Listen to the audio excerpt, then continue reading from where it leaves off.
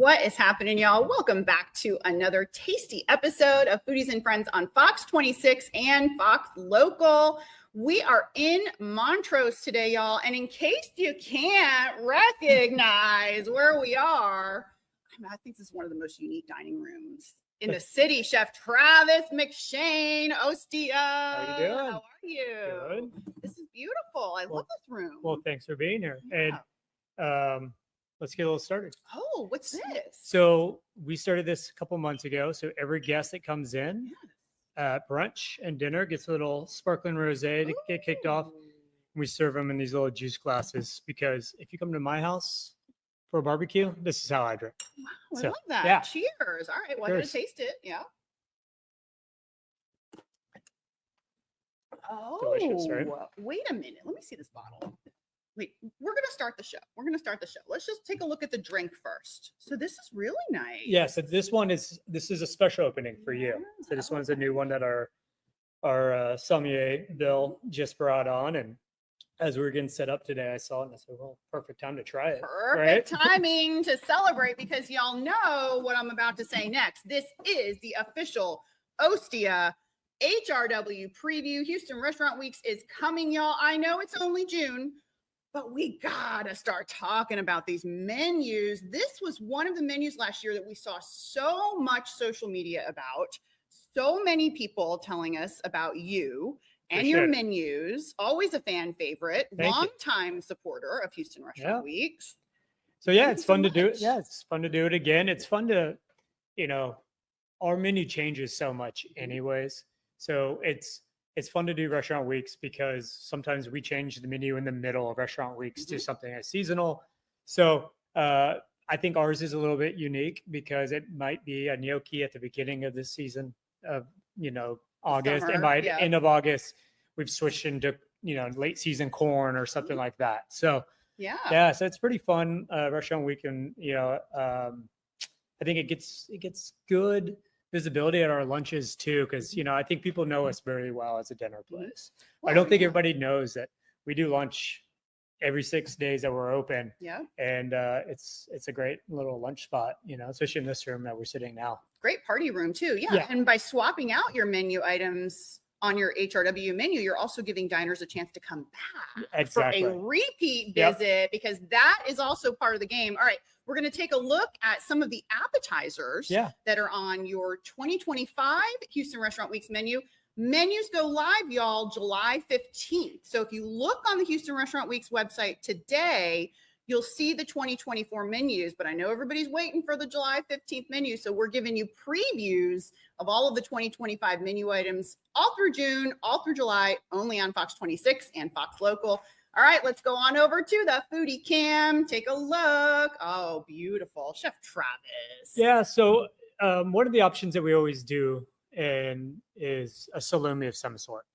So we source all of our salumis either from Italy or some amazing purveyors here in the Southeast that kind of been doing things. So the way the old world. So what we have here is a little copa that is from Tempesa. And so copa comes from the pork shoulder, if you will. And similar to a lot of salami flavors, this one is picante, so it has a little bit of spice to it.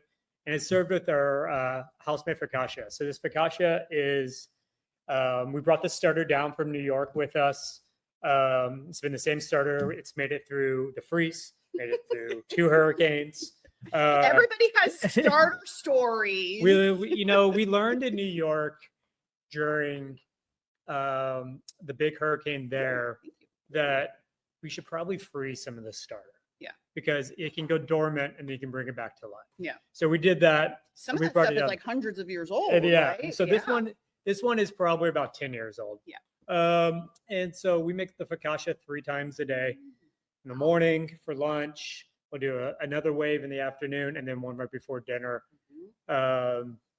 So by the time we get there, it might be the copa. We might be doing some prosciutto sandinelli, which is the cousin of prosciutto di Parma. Yes. We always do the sandinelli instead of the Parma. It's from a different region. It's a little bit more savory, less sweet.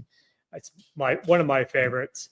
Or we might be into like mortadella or something similar, but you can expect to see this on probably the lunch and dinner for an appetizer because it's a good way to start your meal, especially if you have 2 people doing it. One get that, one get the salad, and kind of. I know we don't share if you're not doing it, but if you're both getting it, if you're both getting it, I mean, that's what I do. Yeah, no, for sure. I mean, if you're going out with a group for HRW, everybody can get. You should get something different and share. And that's really how the food here is meant to be eaten at Ostia. Is that it should really be a bunch of appetizers and pastas and stuff like that shared on the table and try it. Right? It's a little bit kind of the goal behind our menu.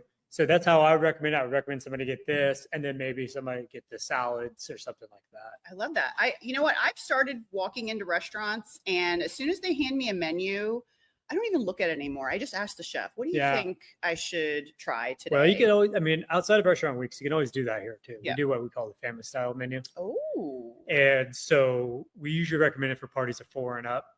But yeah, it's essentially we just cook for you. And so it's 4 or 5 appetizers, it's 2 pastas, there's a mid course, and there's entrees. Everything's sort of family style, very like, especially when you're sitting in the patio in the greenhouse. It's that very Italian al fresco vibe. Sit down and enjoy. So restaurant weeks, but if you do have a big group and you want to do that too, that's an option. That's great to know. All right, let's take a look at another one of Chef Travis's appetizers on the Houston Restaurant Week's 2025 menu. They go live on July 15th, but we've got your exclusive sneak peek on the very popular Ostia menu. Chef, what are we looking at? Yeah, so this is our take on a panzanella salad. So panzanella salad, I mean, it can be really anything, but it has to have one thing, and that's bread, right? The pan of the panzanella. So this is an old dish from Italy that was kind of a way for, it's all the best dishes from Italy are peasant dishes when you think about it. But it's a way to get rid of stale bread or stretch it out. And so what we do is we take all the focaccia that's left over at night. A lot of that gets converted into our croutons that you'll see in our Caesar salad. But these croutons are just slightly staled out and then lightly toasted. It's tossed right now with some early season tomatoes, some peaches, a little bit of red onions, capers, and I like jalapenos and a lot of things. I found that Texas style food and Italian food go together very well. We both like acidic, spicy style food. So it's got a little bit of French mint. I've never heard basil. A chef say that before. And so, and so this is dressed with a little bit of champagne vinegar, a little bit of peach vinegar that we make. So throughout this season, all season long, whatever fruits or mostly fruits or onions or something like that we're using, we'll save either the pits or the roots, and we'll just make vinegars out of it. Recycle them.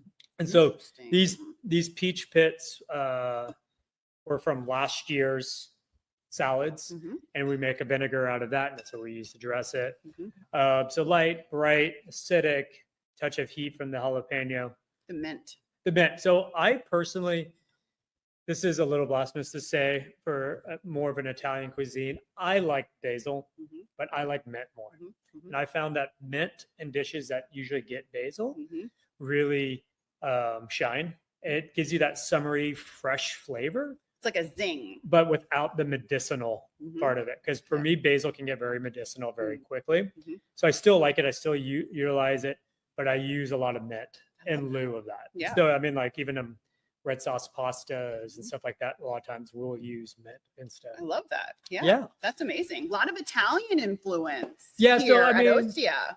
So, when people ask us what our cuisine is, the easiest way to say it's my cuisine, but it is very leaned into Italian cuisine, right? The underlying ethos of the restaurant is Italian cuisine with a lot of New American California influence in the sense of those worlds kind of combine, right? It's about seasonality. It's about local. It's about simplistic manipulation of the food. It's not overdoing things. And that's the way we cook. We don't, we use good technique, but not overly complicated technique. Just let the food be what it is. Absolutely. Yeah. Respect the food and actually taste it without overpowering it. And, you're very well known for your dishes. You're kind of, I like to call you the chef's chefs. So any any chef I talk to, out and about, when I ask them what's their most recent visit, a lot of them, it's Ostia, Cultivare. That's another one. We know Brian and I come from the same Yeah, intro. I know you do. I know. We both come from the Jonathan Waxman tree, who is the godfather of American cuisine, who at one point was a California chef, and an Italian told him, you cook Italian food. He's like, no, I don't. It's like, yes, you do. Because it's the same, right? Yeah. It's very similar in that sense. Yeah. So yeah, Ryan and I come from the same tree. And I think as what we try to do is make things that are craveable and that you want to come back and eat regularly. But also I want people to leave Ostia saying, I can make that at home. Go home and try to create that dish at home. Maybe they hit it, maybe they don't. And then maybe they come back and like, all right, try it again. Okay. And then if they ask us, I'll tell them exactly how. Let me tell you something, I don't care. They're not making it at home like you're making it. Well, I want them to go home and have fun and try to do it, and not look at something and be like, I can never make this at home. Because to me, that's not the point of food. It should be approachable. It should be fun. One of my favorite things that Jonathan ever taught me was restaurants. The word restaurant comes from, derivative of a Greek word that means restore. And that's really what our goal is to restore. It's restore life. It's restore energy. Let people come in and have fun and then leave happier than they were. So, the food it should be serious in the sense that we respect it and love it, but it shouldn't be too serious. It's food. It should be a good time. Yeah, I love that. Love that. All right, let's go on back to the Foodie Cam, taking a look at another dish on the Ostia Houston Restaurant Week's menu. What are we looking at, Chef? Yeah, so this has been a staple from day one. All right, so this is our Caesar salad at Ostia. It is one that it's personally, to this day, one of my favorite things to eat when I'm here. So it's a Little Jim Caesar salad. So Little Jim, the derivative of basically the heart of romaine. So they manipulated the plant to basically just produce the heart of it. So it's like really sweet, buttery romaine. It's the croutons I mentioned earlier. So we take all the leftover focaccia and then we make a bagnacotta. So a bagnacotta is like a garlic and anchovy confit. It is tossed in that and then baked and then coated in pecorino when it comes out. So the croutons themselves are over the top, savory, a light anchovy dressing, very typical of a classic one, but a little bit on the lighter side. We don't want to eat cheese or Caesar dressing, so it eats a little lighter. And we just do a light grating of pecorino at the top. And it's served with a little boquerones, which, some people avoid them, but boquerones are the white Spanish anchovies. They're marinated instead of brined, so they have like a tart, buttery flavor to them. Yeah. A little bit of fried capers. This might be the most impressive Caesar salad. Yeah, so it's like I said, it's one of those ones that I go back and I'll eat the leftover that's in a bowl, or I'll make myself one. I'm like, oh yeah, it's good. So the reason why we started a Caesar salad, was when I was Chef Waxman's corporate chef. He had places in San Francisco, Atlanta, Nashville. I spent a lot of time traveling from New York to those places, and I would work 12, 14-hour days, and then I would get back to the hotel room. All the restaurants were closed. Restaurant hotel was closed, but room service was open. So I'd order a chicken Caesar salad or Caesar salad almost every night. It's so good, but everybody makes it so poorly. And I was just like, you know what? When we open, we're just going to make the best classic crunchy Caesar salad that we can make.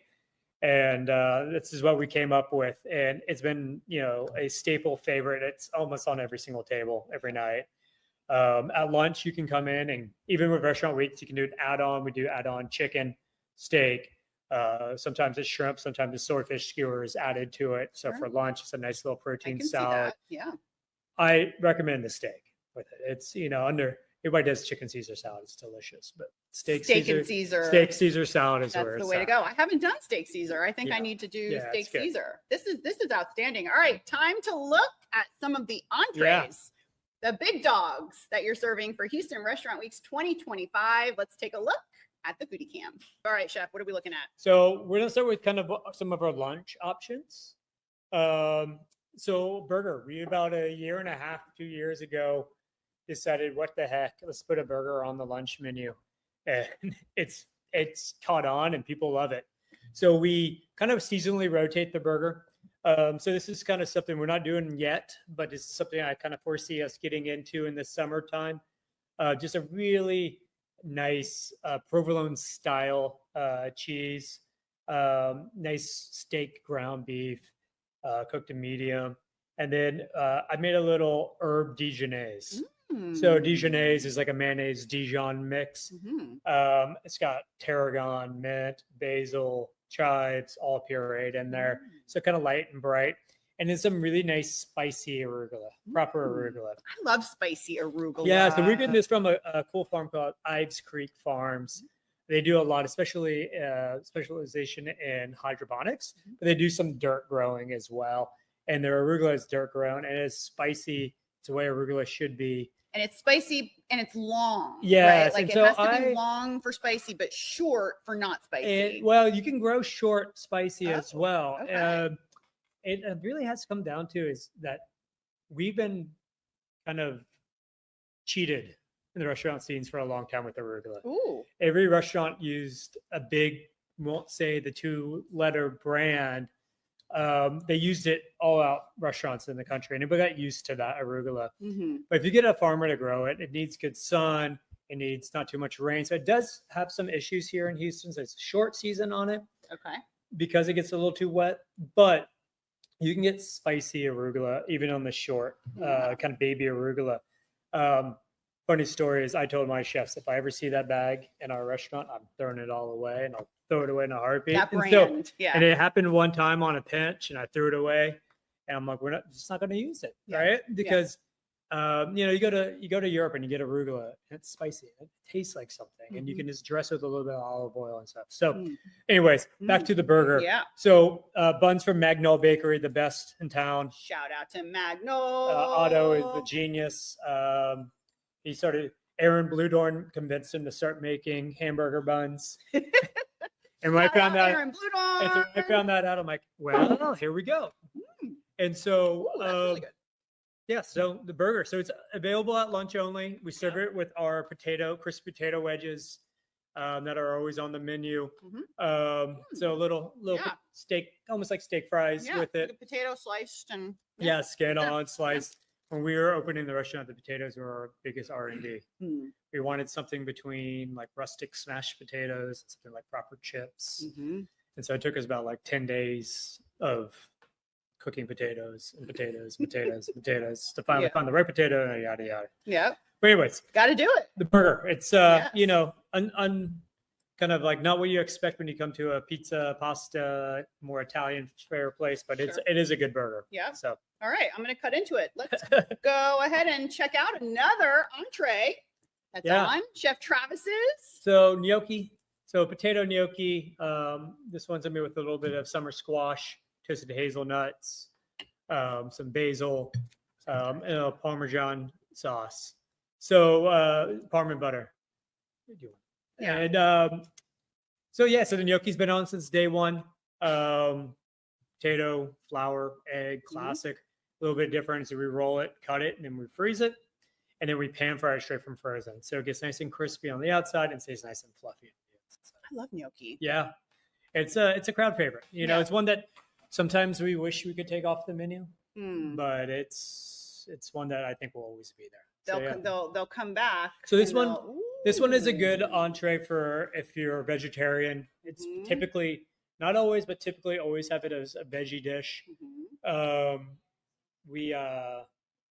We'll have this at lunch and dinner as an option. I love the large pieces. A lot of times we see very small gnocchi. Is that just chef preference? Yeah, it's just our preference. Okay. Yeah. So no real reason behind it, but I like it. So like still fluffy, but you get the crunchy outside. Simple. Perfect. Yeah. Perfect. Good for kids too. Good for kids. I actually, especially little kids. Yeah. Easy to eat. What's your family dining scene here? So we have a 2 and a 4-year-old. So you do. We do. So you're in the trenches. So we try to keep things accommodating for the kids here because I know how hard it is for adults to go somewhere and have a good meal. My husband and I, we were out of the dining game for 5 years while our son was little. He's 9 now, but we're like, okay, we're not playing this game anymore. Everybody was asking what's my favorite restaurant. I'm like, I don't know, have a tuna for it. Yeah, who goes out? Yeah, exactly. No, but we do like a bambini pasta, butter noodle pasta. We do a cheese pizza. We have the burger. We can do plain steak, but really it's pasta pomodoro. So we have things that work for kids. We don't have a kids menu, but we see a lot of kids will come just get a fish that's plain and stuff, and we can.